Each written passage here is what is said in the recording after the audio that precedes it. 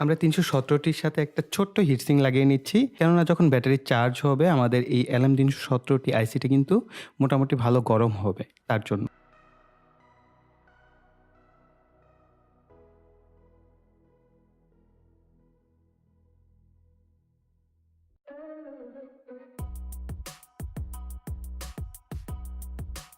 এই যে সার্কিটটা এটার স্পেসিফিকেশনটা বলে দেই। এটার ভিতরে আপনি যখনই পাওয়ার সাপ্লাই দিবেন তখন আপনি এটার থেকে হচ্ছে ব্যাটারি চার্জ হবে।